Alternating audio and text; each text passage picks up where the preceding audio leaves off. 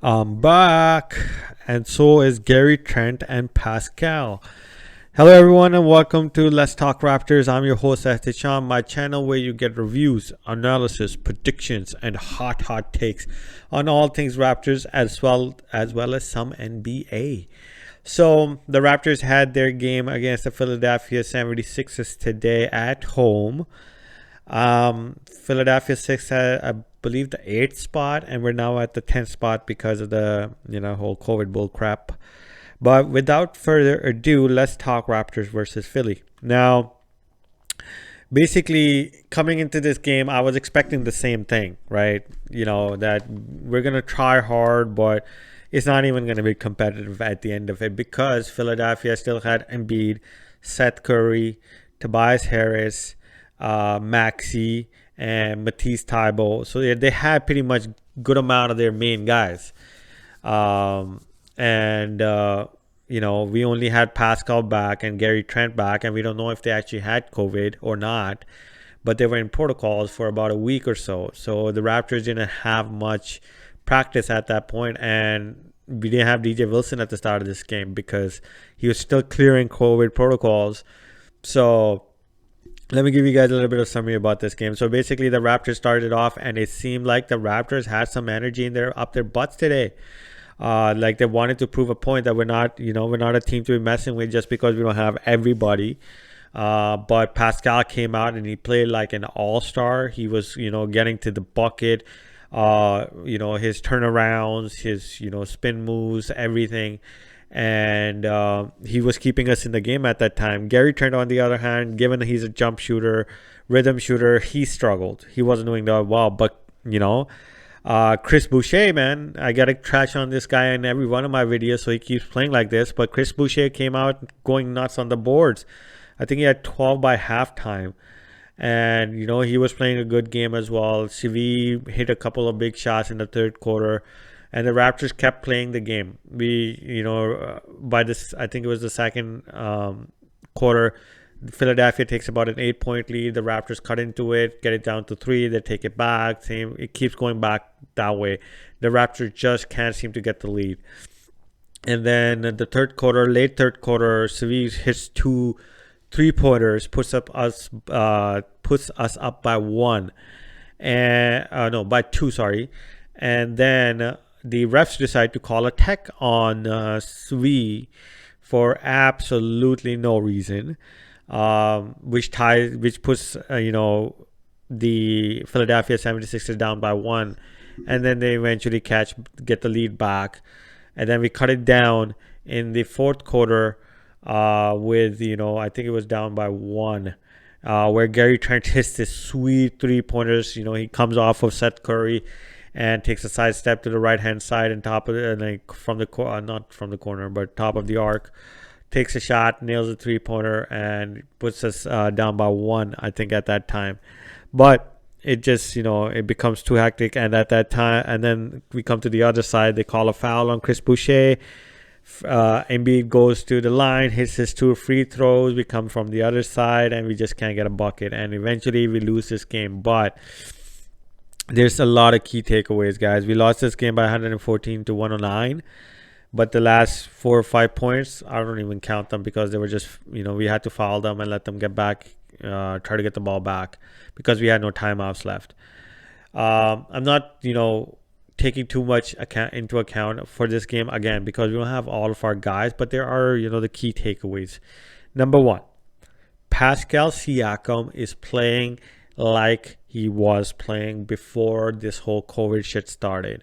The Pascal we knew after the championship run, after we didn't have Kawhi, the guy who was putting up 20-25 points per game, and Pascal is playing like it. He's taking that roll up. He's not making stupid decisions. He's not jumping in the air trying to pass the ball. He does that once or twice, but now he's at least connecting with those, right?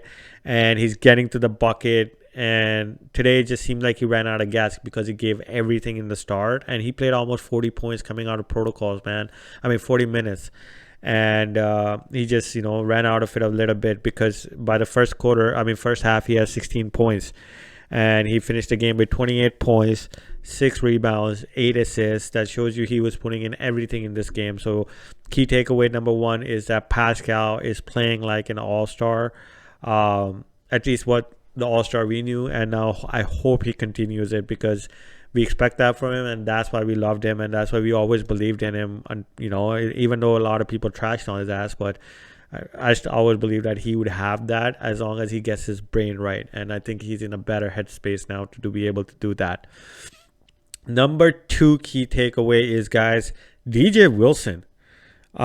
He seems like a legit player that the Raptors should sign, because he plays the game at a speed that, kind of like LaMarcus Aldridge type. That's what he reminds me of. His back to the basket is pretty good. He's good with his feet. Yes, he's a little bit lanky, and he's not really a center, but he can give us a good boost off of the bench, because today he came off the bench 16 minutes. He put up 9 points and 6 rebounds, and he actually came into the game after halftime because he was still clearing COVID protocols.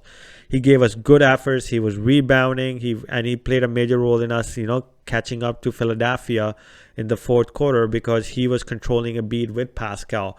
So he was fitting in pretty good, and I like him, man. I think he did a pretty good job when he played in Milwaukee. He's a young guy, 25 years of age. It seems like he works hard. He's able to communicate.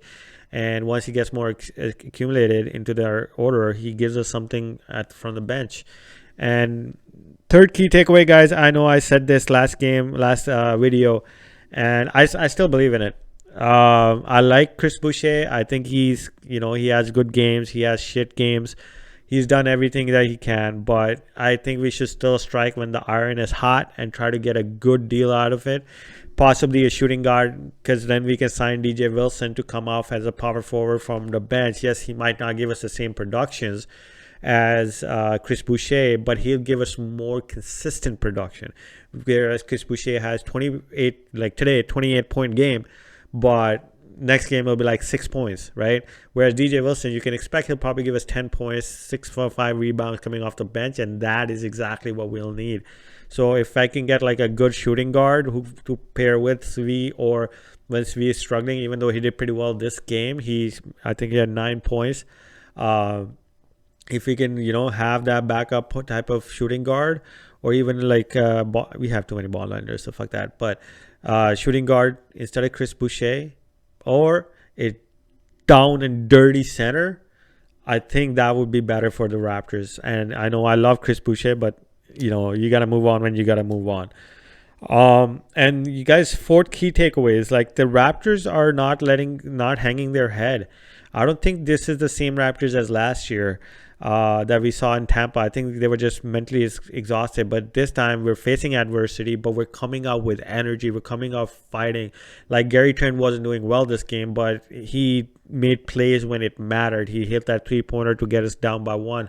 All of those things. He went for 6 for 24, which was crap, but he made big shots. Pascal came out with major energy. We didn't see the Pascal with his head down, frustrated at the refs, all of that crap. All of these 10-day contract guys came in with energy. Malachi actually looked pretty good handling the ball, even though he didn't have a good offensive game. He actually, was able to get to the bucket, shoot it out to players. Svi was looking better, because it just seemed like people were coming up with energy like, shit, we don't have our guys, but we're going to try to do this for our guys. And if we can't do it, we're at least going to motivate them who are watching us and be like, hey, God, our guys are doing everything they can. And when we come back, we need to meet them at that same level of trying everything we possibly can. So it seems like that once we have everybody back, the Raptors will do better. I think we're going to end up at the 6th spot, like I said, by the end of this season. And I don't wish COVID on anybody, but I hope some other teams get into COVID protocol. Not get COVID, but end up in the COVID protocol so the Raptors can finally catch back up, right? And knock on wood, nobody gets any injuries, but just end up in COVID protocol. So that's all I have for you guys for this video. Hope you enjoyed it. We played who is it? Damn, it's slipping my mind right now. But we play on Friday. The Clippers. And want to beat their ass. Fuck you, Kawhi. I don't like Kawhi for what he did to us, Snake. He won us a championship, but still a snake for how he left us. But yeah, so we play the Clippers on Friday. I'll see you guys after that video. Hope you liked this video. Please subscribe to the channel, and I will see you guys on Friday.